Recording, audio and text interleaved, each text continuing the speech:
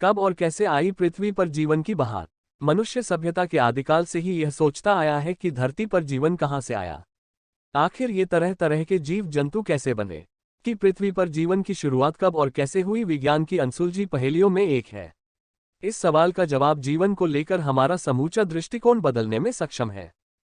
हाल ही में वैज्ञानिकों को कनाडा में पाए गए चट्टानों के माइक्रोफॉसिल अध्ययन से यह पता चला है कि पृथ्वी पर जीवन की उत्पत्ति इस ग्रह के बनने के महज 30 करोड़ साल बाद ही हो गई थी। हमें 30 करोड़ साल भले ही बहुत ज्यादा लगे, लेकिन भूगर्भिक कालक्रम के पैमाने जियोलॉजिक टाइम स्केल पर यह पलक झपकने के बराबर है। अगर साइंस एडवांस्ड जर्नल में प्रकाशित यह शोध सही साबित होता है, तो हम यह कह सकेंगे कि हमारे जीवाणुनुमा सूक्ष्मजीवी पूर्वज माइक्रोबियल एंसेस्टर 3.75 से लेकर 4.28 अरब साल पहले पृथ्वी पर जीवन की बहार लेकर आए थे।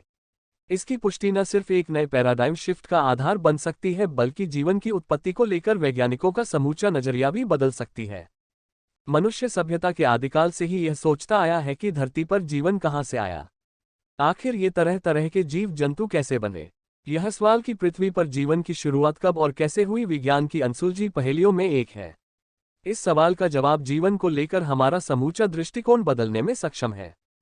जीवन की उत्पत्ति के सवाल को लेकर लंबे समय से धर्माचार्यों, दार्शनिकों और वैज्ञानिकों की दिलचस्पी रही है। इस संदर्भ में प्राचीन विश्व की अनेक सभ्यताओं में अनेक प्रकार के विचार मिलते हैं। अमूमन सभी धर्मों में थोड़े बहुत फेरबदल के साथ सृष्टि और जीवन का कर्ता धर्ता ईश्वर को ही माना गया है। हिंदू पुराणों के मुताबिक घनघोर अंधेरे में ब्रह्मा का जन्म हुआ। जन्म के तुरंत बाद वे तपस्या करने बैठ गए। तपस्या की शक्ति से उनके एक एक अंश से एक एक जीव का जन्म हुआ। ईसाइयों के धर्मग्रंथ बाइबल में लिखा है कि लगभग 6000 साल पहले किसी एक शुभ दिन ईश्वर ने विश्व की सभी प्रजातियों की रचना एक झटके में कर दी। वहीं मुसलमानों का पाक किताब कुरान आयत रात के 9:30 कहता है कि अल्लाह ने हर जीवित चीज को पानी से बनाया है। खास बात यह है कि इन सभी धर्मों की ओर से जीवन की उत्पत्ति के प्रश्न के जितने भी उत्तर मिलते हैं, सभी लगभग एक जैसे ही हैं। किसी अनोखे जादू या दिव्य शक्ति से सभी जीव जंतु बन गए। जीवन की उत्पत्ति को लेकर धर्मविश्वास के चंगुल से मुक्त होकर पहली परिकल्पना देने का श्रेय प्राचीन ग्रीक के दार्शनिकों को दिया जाता है। जीव विज्ञान के जन्मदाता माने जाने वाले अरस्तु के मुताबिक निर्जीव पदार्थों से जटिल जीवों की स्वतः उत्पत्ति स्पॉन्टेनियस जनरेशन हो जाती है। अरस्तु का मत था कि मिट्टी, कीचड़, धूल और हर तरह के कचरे या सड़ती हुई चीजों से बिलबिलाते हुए जीवों के समूह पैदा हो जाते हैं, इसलिए हो सकता है इंसानों की भी उत्पत्ति ऐसे ही हुई हो। स्वतः उत्पत्ति का यह सिद्धांत तब तक वैज्ञानिकों के बीच जीव उत्पत्ति की व्याख्या के रूप में छाया रहा, जब तक कि फ्रांसीसी सूक्ष्म जीव विज्ञानी लुई पास्चर ने 1862 में अपने प्रयोगों द्वारा निर्विवाद रूप से इसको निर्मूल सिद्ध नहीं कर दिया। पास्चर का कहना था कि जीवन से ही जीवन की उत्पत्ति हुई है, लेकिन यह सवाल अभी भी बरकरार था कि पृथ्वी पर सबसे पहला जीव कब, कैसे और कहां से आया। चार्ल्स डार्विन के जैव विकास सिद्धांत ने यह स्थापित किया कि पृथ्वी पर जीवन की उत्पत्ति में किसी बाहरी या अंदरूनी दिव्य शक्ति या रचयिता का कोई भी हाथ नहीं है, बल्कि जीवन की उत्पत्ति रासायनिक अभिक्रियाओं और भौतिक प्रक्रियाओं के मेलजोल चलते हुई। डार्विन ने जीवन की उत्पत्ति में ईश्वर की भूमिका को नकारते हुए कहा था कि प्रथम जीव की उत्पत्ति निर्जीव पदार्थों से हुई होगी। 1871 में डार्विन ने लिखा कि मुमकिन है कि जीवन की शुरुआत गर्म पानी से भरे एक ऐसे तालाब में हुई हो जिसमें सभी तरह के अमोनिया और फॉस्फोरिक साल्ट घुले होंगे, जिस पर ऊष्मा, प्रकाश और विद्युत की क्रिया होती रही होगी। इससे एक प्रोटीनयुक्त यौगिक प्रोटीन रिच कॉम्पाउंड बना होगा, जिसमें और परिवर्तन होकर निर्जीव पदार्थों से पहले जीव बने होंगे। हालांकि डार्विन खुद अपनी किताब on the origin of species का शीर्षक देते हुए बेहद सतर्क थे और उन्होंने जीवन की उत्पत्ति को लेकर ज्यादा अटकलें लगाने से बचने की भरसक कोशिश भी की। वैसे भी डार्विन का जैव विकास सिद्धांत थियरी ऑफ एवोल्यूशन वास्तव में जीवों के विकास की प्रक्रिया को समझाता है, न कि जीवन की उत्पत्ति को। आज विज्ञान जगत में जीवन की उत्पत्ति को लेकर ओपारिन हॉर्डन के रासायनिक विकास या अबायोजेनेसिस सिद्धांत को सर्वाधिक मान्यता प्राप्त है। इस सिद्धांत के मुताबिक पृथ्वी की उत्पत्ति का अंतिम चरण जीवन के विकास से संबंधित है और जीवन निर्जीव पदार्थों के कार्बनिक अणुओं ऑर्गेनिक मॉलिक्यूल्स से उपजा है।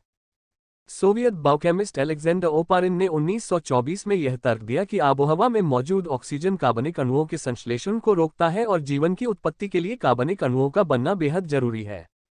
आज से लगभग 3.8 अरब साल पहले किसी ऑक्सीजन की अनुपस्थिति वाले वातावरण में सूर्य की ऊष्मा और प्रकाश की क्रिया से कार्बनिक अणुओं का एक जटिल प्राइमर्डियल सूप या आदिम शोरबा बना होगा। सूप के भीतर जटिल अणु, खासकर प्रोटीन और न्यूक्लिक एसिड मौजूद थे, जो कुछ साधारण संघटकों की लंबी श्रृंखला से मिलकर बने थे। इन जटिल संघटकों के फ्यूजन से छोटी छोटी बूंदें बनी, जिनके और ज्यादा फ्यूजन से ये विकसित होकर विभाजन कर कालांतर में अपने समान अन्य सरल कोशिकाओं का निर्माण कर सकी। यही सरल कोशिकाएं सभी जीवों की आदि पूर्वज प्राइमोर्डियल एंसेस्टर थीं। अंग्रेज जीव विज्ञानी J.B.S. हॉल्डन ने ओपारिन के विचार को और आगे बढ़ाया। उन्होंने 1929 में अपने द ओरिजिन ऑफ लाइफ शीर्षक लेख में लिखा कि आज से तकरीबन 4 अरब साल पहले पृथ्वी पर मौजूद समुद्र आज के समुद्रों से पूरी तरह से अलग रहे होंगे और इनमें गर्म हल्का शोरबा बना होगा, जिसमें जीवन के लिए जरूरी कार्बनिक यौगिकों ऑर्गेनिक कॉम्पाउंड्स का निर्माण हुआ होगा। शुरुआत में पृथ्वी के वातावरण में ऑक्सीजन नहीं थी, इसलिए सबसे पहले बनने वाले जीव बगैर ऑक्सीजन सांस लेते थे। धीरे धीरे पृथ्वी पर ऑक्सीजन बनती गई और आज के उस स्तर तक पहुंची जिसमें ज्यादातर जीव ऑक्सीजन से सांस लेते हैं। 1953 में स्टेनले मिलर ने अपने गुरु हारोल्ड ड्यूरे के साथ मिलकर ओपारिन हॉल्डन के सिद्धांत की प्रायोगिक पुष्टि की।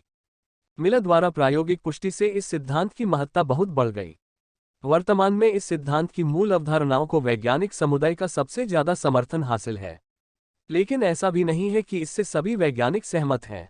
कई वैज्ञानिकों के मुताबिक रासायनिक पदार्थों के अचानक मेल जोल, संयोजन या फ्यूजन से धरती पर जीवन की उत्पत्ति की बात करना ठीक वैसा ही है जैसे मंगल ग्रह पर कंप्यूटर मिलने पर कोई यह दावा करे कि इस कंप्यूटर का रैंडम संयोजन मीथेन से भरे तालाब में हुआ है।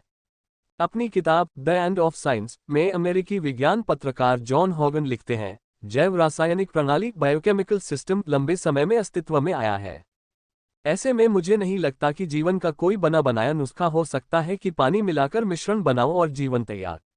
यह एक चरण की प्रक्रिया नहीं है, यह कई चरणों से गुजरी है जिसमें कई बदलाव भी शामिल हैं।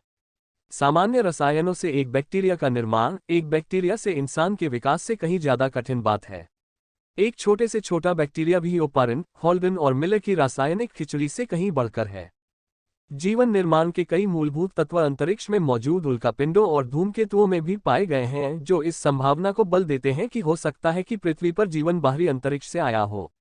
कई प्राचीन यूनानी दार्शनिकों का भी यह मानना था कि जीवन की स्पो नामक इकाई विभिन्न या अनेक ग्रहों में स्थानांतरित हुई, हमारी पृथ्वी भी जिनमें से एक थी।